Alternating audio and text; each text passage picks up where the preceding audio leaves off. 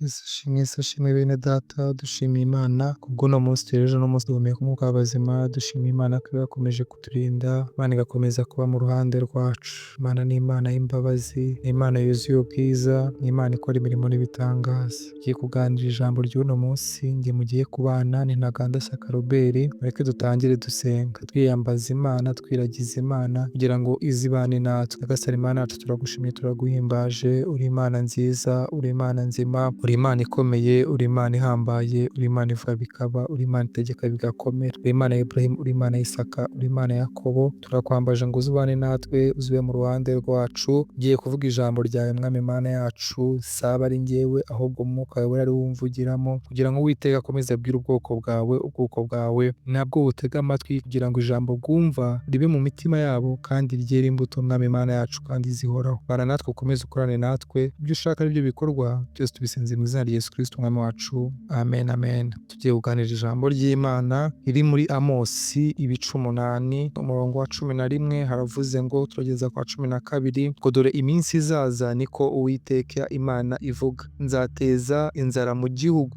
izaba ari inzara y'ibyo kurya cyangwa inyota yo gushaka amazi, ahubwo izaba ari iyo kumva amagambo y'Uwiteka. Kandi bazajarajara bava mu nyanja imwe bajya ku yindi, bazava ikasikazi bajya iburasirazuba, bazakubita hirya no hino bashaka ijambo ry'Uwiteka be kuribona. Uwo munsi inkumi nziza n'abasore bazicwa n'inyota. Abarahira icyaha cy'i Samariya bati, ndahiye Imana yawe Dani we, kandi bati, ndahiye umuhango w'i Berisheba uhoraho, nabo bazagwa kandi ntabwo bazongera kubyuka. Turigerera ku murongo wa 13. Hano ijambo ry'Imana riratubwiye ngo hazabaho inzara nyinshi, ngo inzara ntabwo azaba ari iyo kurya, cyo gushaka icyo kurya kino gitunga umubiri, izaba ari inzara yo gushaka amazi yo kunywa no atunga umubiri, ahubwo azaba ari inzara yo kumva ijambo ry'Imana. Ese mwene data, uzi ko igihe ushobora gushaka ijambo ry'Imana ukazaribura? Ubu ngubu igihe cyose uhora wumva ijambo ry'Imana, ubona aho gusengera, ubona aho kumvira ijambo ry'Imana, ariko uko twumvise ko hari igihe rizabura, Imana ni Imana ijya ivuga ntibeshye, kandi iby'Imana yavuze birasohora. Iby'Imana yavuze byo birasohora, haba ibyo yavuze ibicishije mu kanwa k'abahanuzi, haba ibyo ivuze ibicishije mu ijambo ryayo, igihe cyose kigera aho ngaho bigasohora. Rero niba Imana ivuze ngo nzateza inzara, hazagira igihe habaho inzara, izaba ari ibyo kurya bitunga umubiri cyangwa ibyo kunywa bitunga umubiri. Hari igihe kenshi abantu twumva ijambo ry'Imana, twumva abantu bari kutubwiriza, tukumva ni ibintu by'aho ngaho, kumva ni ibintu ufashe nk'aho ari ibintu bisanzwe, ariko ririya jambo si ijambo riba risanzwe. Ririya jambo ni ijambo riba rivuye ku Mana, si ijambo riba rivuye ku mwana w'umuntu, ahubwo ni ijambo riba rivuye ku Mana. Niyo mpamvu utaba ugomba kurifata nk'ibintu byoroshye ngo ubiteshe agaciro, ahubwo biriya bintu ni ibintu uba ugomba guha agaciro. Ririya jambo ukaribika ku mutima wawe. Dawidi rero yigeze kuvuga ngo nabitse ijambo ku mutima wanjye kugira ngo ntagucumuraho. Uba ugomba kubika ijambo ry'Imana ku mutima wawe. Haleluya. Rero niba bivuze ngo hazatera inzara, iyi nzara igiye gutera igihe cya Abisirayeli baragiye muri Egiputa, Yosefu yari umuntu ufite umwuka w'ubwenge w'Imana, Imana yakoreraga nawe, ariko Imana igeze kumuhishurira ko hagiye gutera inzara, aburira Farawo avuga ati hagiye gutera inzara, ariko ino nzara dufite uko twayirinda. Dushobora gukora ibigega binini, dushobora kubaka ibigega, tugahinga, tugahenuka imyaka tuzarya. Icyo gihe yarayihunitse guhunika imyaka, niho Yakobo n'abana be bandi baje bahunze, basanga Yosefu muri Egiputa, basanga yabaye umuntu ukomeye, kuko Imana yari yaramushyizemo umwuka wayo, yari yaramushyizemo ubwenge buturuka ku Mana. Rero igihe cyose yakoze uwo murimo ukomeye muri Egiputa, amaze gukora muri Egiputa, kuko bari baramujyanye nk'umunyagano baramufunga, bamaze kumufunga, ariko igihe kigeze Imana iramuzamura aba umuntu ukomeye muri Egiputa. Abaye umuntu ukomeye muri Egiputa, icyaje kuba nuko bene wabo baje kumusangayo bitewe n'umugambi w'Imana, ariko bamusanze basanga abaye umuntu ukomeye ahumitse ibigega. Rero natwe muri kino gihe dukwiye guhunika iby'ubwami bw'Imana, tukumva ijambo ry'Imana tukaribika ku mutima wacu, tukagira igihe cyo gusoma ijambo ry'Imana. Haleluya. Tukagira igihe cyo gusoma ijambo ry'Imana, kandi ijambo ry'Imana dusomye ntitubisige muri Bibiliya, ahubwo tukaribika ku mutima. Kenshi Bibiliya yerekeje ku mutima, ibishaka kwerekana mu bwenge cyangwa ibishaka kwerekana mu mitekerereze. Umutima ivuze umutima ibishaka no kwerekereza mu mitekerereze yacu, ivuze umutima n'icyo bishaka kwerekezaho ni mu mitekerereze, mu byo dutekereza, mu bwenge bwacu. Rero mu bwenge bwacu tubigoye kubikamo ijambo ry'Imana. Nta kindi turwanisha ijambo ry'Imana. Mu gihe Satani ari kutugabaho ibitero, mu gihe Satani ari kutugerageza, nta kindi kintu urwanisha ijambo ry'Imana. Na Yesu Kristo igihe cyose yari ari mu butayu, avuye mu butayu amazemo iminsi 40 atarya atanywa, ngo akiva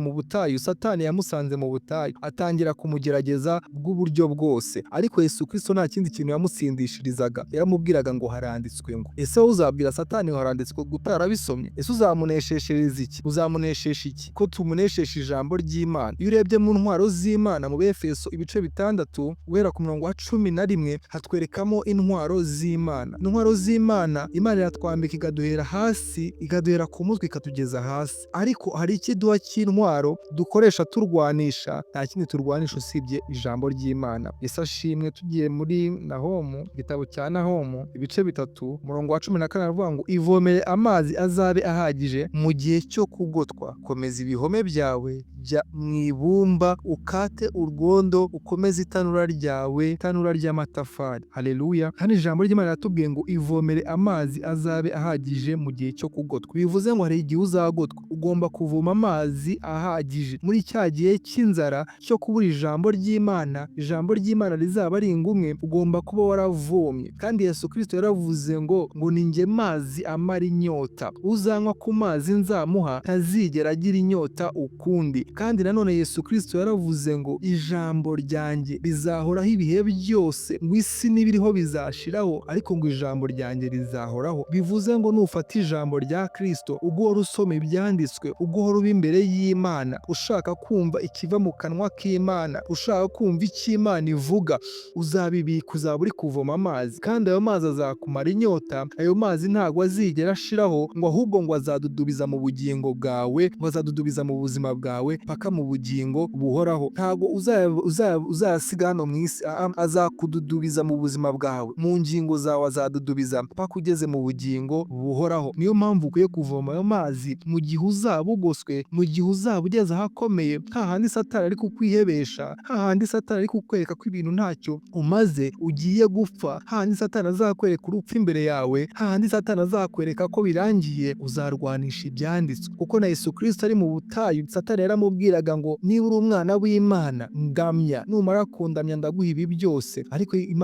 Yesu Kristo akamubwira ngo haranditswe ngo uzaramye Imana yawe yonyine, ntihazagire ikindi uramya. Bivuze ngo rero nawe nuba udafite ijambo ry'Imana, Satani azagushuka, ushiduka yakugushije, ushiduka wavuye mu byizerwa, ushiduka wageze mu gahinda, ushiduka waguye mu isayo utazabasha kwikuramo. Ariko iyo ufite intwaro urarwana. Iyo umusirikare agifite intwaro ye, nko mu gihe cya kera barwanishaga inkota n'amacumu, igihe cyose yabaga afite inkota ye yahoraga kurwana. Kuko noneho ijambo ry'Imana twebwe turwanisha ngo ni inkota ya mugi yombi. Igice kimwe rirakata, rirasenya, risenya ibitavuga Imana, risenya iby'Imana itubatse mu buzima bwacu. Ariko nanone buri rundi ruhande rirubaka, kuko ryubaka iki? Iby'Imana ishaka. Haleluya. Rero dukwiye kuvoma muri kino gihe. Iki gihe uri kumvirira ijambo, Imana iri gushaka ko ngo wubaka, iri gushaka ko uvoma amazi, uzakatisha urwondo ukabumba amatafari. Ayo matafari nta kindi uzayakoresha, ni urukuta uzishyiriraho rutuma wiproteja. Iyo abasirikare cyangwa mu gihe cy'abami ba kera bubakaga inkuta ndende zituma utagera mu mujyi wabo, zituma utagera mu midugudu, bazamuraga inkuta ndende zituma utagera mu midugudu kugira ngo izindi ngabo zizava ahandi zitazabatera. Ariko nawe ukwiye kwiyubakira inkuta zituma Satani atazaguca iryera, zituma ino si ibyo izazana, ibihendo by'ino si bitazagutwara ukava ku Mana, ahubwo uzagume ku Mana, uzakomeze wishyiriyeho uruzitiro. Kuko na Yesu Kristo ari hano ku isi, Satani yabashaga kumugerageza nubwo yari Imana, ariko Satani yaramugeragezaga. Ariko Satani yasaga yarashyizeho iki? Uruzitiro. Yasaga yarabumbye amatafari, yasangaga yaravomye amazi, agasanga yashyizeho urufatiro. Nawe rero ugomba gushyiraho urufatiro, ugomba kwiproteja, ugahera ku mutwe ukiproteja, ugakuproteja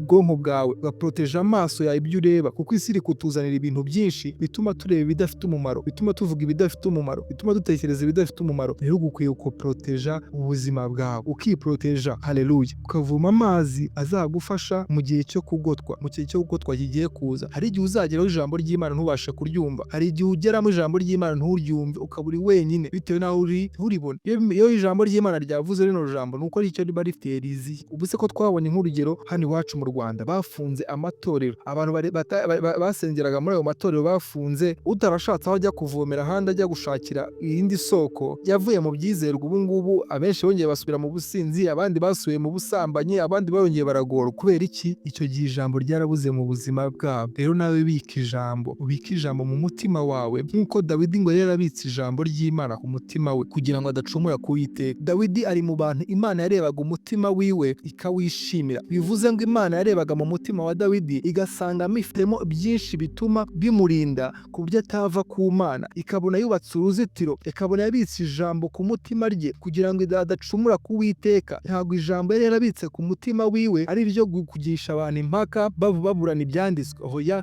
ijambo yari yarabitse ni ryo kugira ngo atava ku Mana, ni ryo kugira ngo adacumura ku Mana. Haleluya. Nta kindi jambo turisomera. Nujya usoma Bibiliya ujye uvuga ngo ndi gusoma bino byanditswe kugira ngo ntacumura ku Uwiteka, ndi gusoma bino byanditswe kugira ngo menye icyo Imana ikunda, ndi gusoma bino byanditswe kugira ngo menye icyo Imana yanga, menye Imana inzira ishaka ko ngenderamo.